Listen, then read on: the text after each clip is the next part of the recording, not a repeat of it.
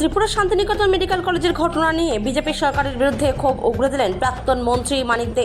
আগরতলার মেলার মাঠ স্থিত ত্রিপুরা সিপিআইএম দলের রাজ্য কার্যালয়ে আয়োজিত এক গুরুত্বপূর্ণ সাংবাদিক সম্মেলনে বর্তমান বিজেপি শাসিত ত্রিপুরা সরকারের বিভিন্ন নীতির তীব্র সমালোচনা করলেন ত্রিপুরার প্রাক্তন মন্ত্রী তথা বর্ষিয়ান বাম নেতা মানিক দে।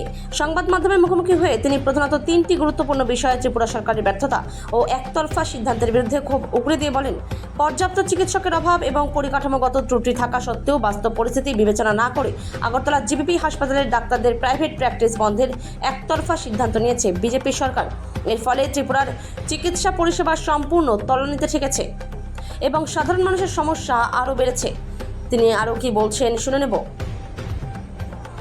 ত্রিপুরা থেকে বিক্রম কর্মকারের রিপোর্ট, বিগ নিউজ বাংলা। গ্রাহকদের কাছে সরকার, আধা সরকারি প্রতিষ্ঠান, বেসরকারি প্রতিষ্ঠান এবং সাধারণ গ্রাহক যারা আছে, কমার্শিয়াল হতে পারে, ইন্ডাস্ট্রিয়াল হতে পারে, বাল্ক হতে পারে, তা এগুলো সব যুক্ত করে প্রায় 2567 কোটি টাকা অনাদায়ী এই টাকা আদায় করতে পারেননি। এটা আদায় না করার দায় কেন সাধারণ গ্রাহক বহন করবে এবং নতুন করে সেখানে গিয়ে তারা তাদের যে লস সেটাকে কভার করার জন্য এভাবে দাম বাড়িয়ে দিয়েছেন। সঙ্গে গিয়ে এখন টোটালি এটাই এজেন্সি নির্ভর হয়ে গেছে। লক্ষ্য করছেন আপনারা, আগে যে সার্ভিসটা বিদ্যুৎ নিগমের ইঞ্জিনিয়ার কর্মচারীরা দিতেন, এখন বিভিন্ন এজেন্সি এনে এটাকে নিয়োগ করে দিয়েছে।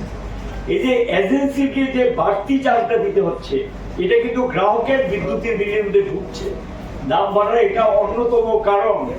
আগে পরিষেবাটা ভালো ছিল, এজেন্সি আগে যেটা করছে এটার মধ্য দিয়ে, এবং আমরা দেখছি যে 5টা ডিভিশন যেটা তুলে দেওয়া হয়েছে, এটা এখানে নিগম থেকে বিদ্যুৎ নিয়ে বিক্রি করে প্রফিট করছে।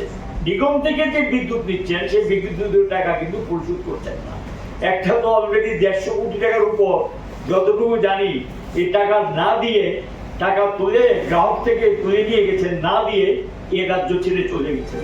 তাদের বিরুদ্ধে কোনো আইনি ব্যবস্থা নিয়েছেন কিনা সেটা আমরা জানি না। এবং আরেকটা বিষয় লক্ষ্য করা যাচ্ছে যে প্রতিদিন প্রতি মাসে ধরতে পারেন একটা করে দুর্ঘটনা ঘটে।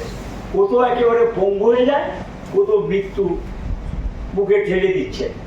এদেরকে ভালো ট্রেনিং না দিয়ে, সেটা সরকারি এজেন্সি হোক বা বেসরকারি এজেন্সি হোক, খুব রিস্কি কাজ, এইভাবে জীবনহানি ঘটছে সাধারণ শ্রমিকদের, এবং সেখানে এমন কোনো ক্ষতিপূরণ দিচ্ছেন না, খবরও নিচ্ছেন না চিকিৎসা। এটা নিগম চলতে পারে না। আমরা বলবো, যদি সে পঙ্গু হয়ে যায় তার পরিবারের দায়িত্ব বহন করতে হবে নিগমকে। আর যদি চিকিৎসার ক্ষেত্রে তার সমস্ত খরচ নিগমকে বহন করতে পারে। যদি মৃত্যু হয়ে যায়, হয় চাকরি নতুবা 1 কোটি টাকা তাকে দেওয়া উচিত, এবং তার জন্য দরকারি ইন্স্যুরেন্স করে নি। বিভিন্ন রাজ্যে এই ধরনের ইন্স্যুরেন্স করা আছে। 1 কোটি টাকা কমপক্ষে একটা পরিবারকে দেওয়া উচিত, এবং সেইভাবে নতুবা চাকরি নতুবা 1 কোটি টাকা নগদে তাদেরকে দেওয়া উচিত বলে আমরা মনে করি। সঙ্গে বলবো, বর্ধিত দাম অবিলম্বে প্রত্যাহার করুন, স্বাভাবিক অবস্থায় ফিরিয়ে আনুন। আর স্মার্ট মিটার আবারও জোর করে চাপিয়ে দিচ্ছে, আইনে নেই। খসড়া সংশোধনী পার্লামেন্টে 2025-এ উত্থাপন করেছেন, এটা কিন্তু পাস হয়নি। ওটাতে বাধ্যতামূলক করার চেষ্টা করছে, কিন্তু পার্লামেন্টে সেটা পাস হয়নি। এটা কিন্তু গ্রাহকের উপর চাপিয়ে দেওয়া যায় না, এটা ইচ্ছার উপর নির্ভর করে। কিন্তু আমরা লক্ষ্য করছি এখানে নতুন করে আবার স্মার্ট মিটার লাগিয়ে দেওয়ার একটা প্রবণতা শুরু হয়েছে। এটা হলো ভদ্রস্থভাবে এটা পকেট কাটা, আধুনিক পদ্ধতিতে পকেট কাটার একটা মাধ্যম হিসেবে এটাকে ব্যবহার করা হচ্ছে। আমি ব্যাখ্যায় যাচ্ছি না, শুধু বিষয়টা আপনাদের সামনে তুলে ধরলাম।